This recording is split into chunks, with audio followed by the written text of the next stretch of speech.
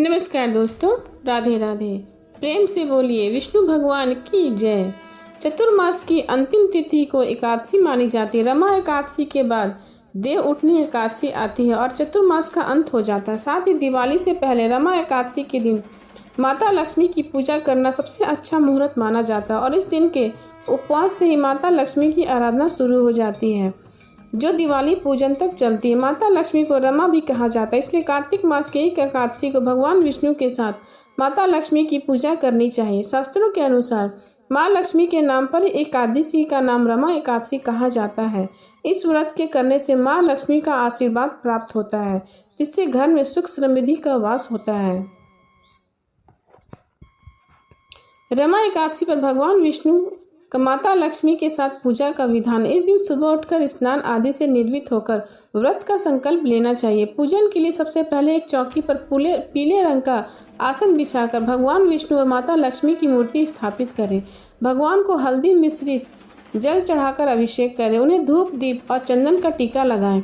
एकादशी के पूजन में विष्णु जी को पीले रंग के फूल व वस्त्र अर्पित करें और माँ लक्ष्मी को गुलाबी रंग के कपड़े अर्पित करें। गुड़ और चने दाल का भोग लगाएं और व्रत कथा का पाठ करना चाहिए। पूजन के अंत में लक्ष्मी रमना की आरती गाकर पूजा किया जाता है। इस व्रत के समापन द्वादशी तिथि की सुबह ब्राह्मणों को अन्न का दान और दक्षिणा देने के बाद किया जाता है।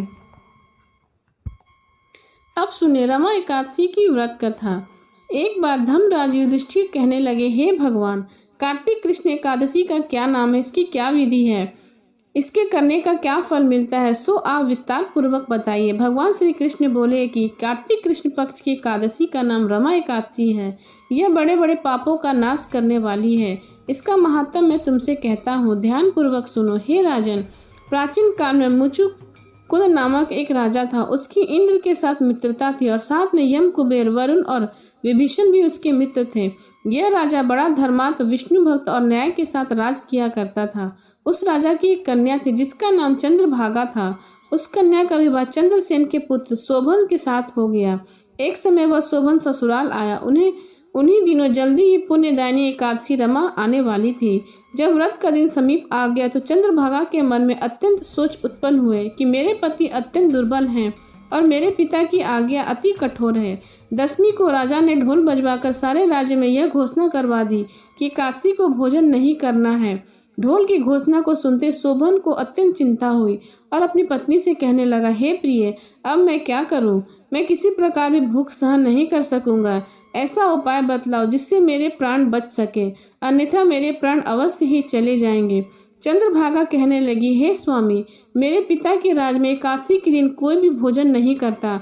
हाथी, घोड़ा, ऊंट, बिल्ली, गौ आदि तक अन्न जल ग्रहण नहीं करते। फिर मनुष्य का तो कहना ही क्या। यदि आप भोजन करना चाहते हैं तो किसी दूसरे स्थान पर चले जाइए, क्योंकि यदि आप यहाँ रहना चाहते हैं तो आपको अवश्य ही व्रत करना पड़ेगा। ऐसा सुनकर शोभन कहने लगा, हे प्रिय, मैं अवश्य व्रत करूंगा। जो भाग्य में होगा वह देखा जाएगा।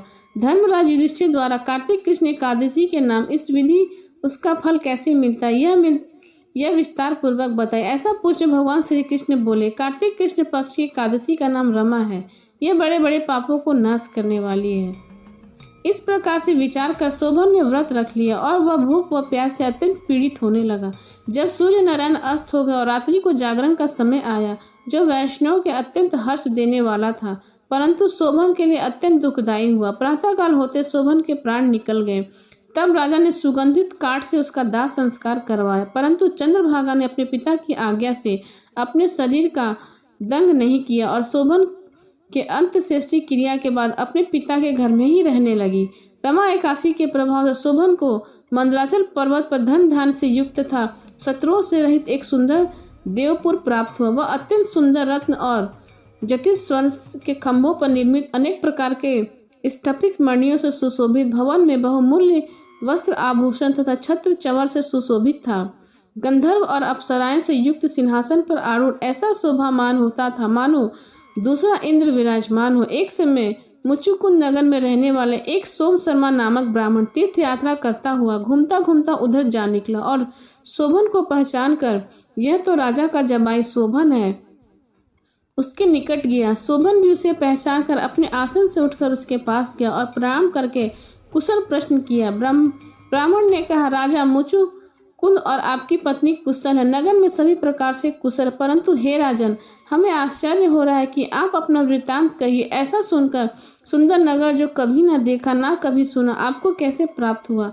तब शोभन बोला कि कार्तिक कृष्ण रमा एकादशी का व्रत करने से मुझे यह नगर प्राप्त हुआ है, परंतु यह अस्थिर है। यह स्थिर हो जाए ऐसा उपाय कीजिए। ब्राह्मण कहने लगे, हे राजन, यह स्थिर क्यों नहीं है और कैसे स्थिर हो सकता है, आप बताइए, फिर मैं अश्वमेध का उपाय करूंगा। मेरी इस बात को आप मिथ्या न समझिए। शोभन ने कहा, मैंने इस व्रत को श्रद्धा रहित होकर किया, अंत यह सब कुछ अस्थिर है। यदि आप मुचुकुंद की कन्या चंद्रभागा को यह सब वृत्तांत कहे तो वह यह स्थिर हो जाएगा। ऐसा सुनकर उस श्रेष्ठ ब्राह्मण ने अपने नगर को लौटकर चंद्रभागा से सब वृत्तांत कह सुनाया। ब्राह्मण के वचन सुनकर चंद्रभागा बड़ी प्रसन्नता मन से ब्राह्मण से कहने लगी, हे ब्राह्मण, यह सब बातें अपने प्रत्यक्ष देखिए या किसी स्वप्न की बातें कह रहे हैं? ब्राह्मण कहने लगा, हे पुत्री, मैंने महावन में तुम्हारे पति की प्रत्यक्ष देखा है, साथ ही किसी विजय ना हो ऐसा देवता के नगर के समान उनका नगर देखा है। उन्होंने यह भी कहा है कि यह स्थिर नहीं है, जिस प्रकार यह स्थिर रह सके सो उपाय करना चाहिए। चंद्रभागा कहने लगी, हे प्रिय, मुझे वहां ले चलो, मुझे पतिदेव के दर्शन की तीव्र लालसा हो रही है। मैं अपने किए हुए पुण्य से उस नगर को स्थिर बना दूंगी। आप ऐसा कार्य कीजिए जिससे उनका हमारा संयोग हो सके, क्योंकि वियोग को मिला देना महापुण्य है। सोम शर्मा यह बात सुनकर चंद्रभागा को लेकर मंदराचल पर्वत के समीप वामदेव ऋषि के आश्रम पर गए। वामदेव जी ने सारी बातें सुनकर वेद मंत्र के उच्चारण से चंद्रभागा का अभिषेक कर दिया। तब ऋषि के मंत्र के प्रभाव एकादशी व्रत से चंद्रभागा का शरीर दिव्य हो गया और वह दिव्य गति को प्राप्त हुई। इसके बाद बड़ी प्रसन्नता के साथ अपने पति के निकट गई।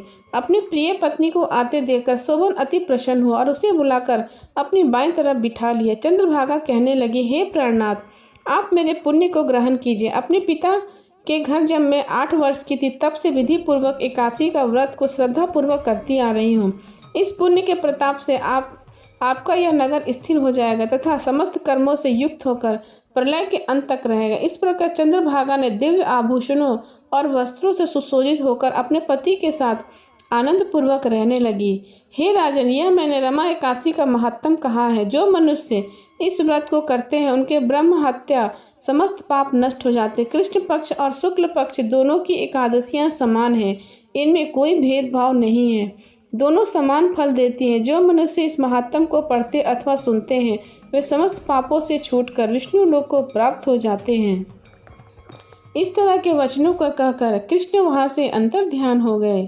प्रेम से बोले विष्णु भगवान की जय।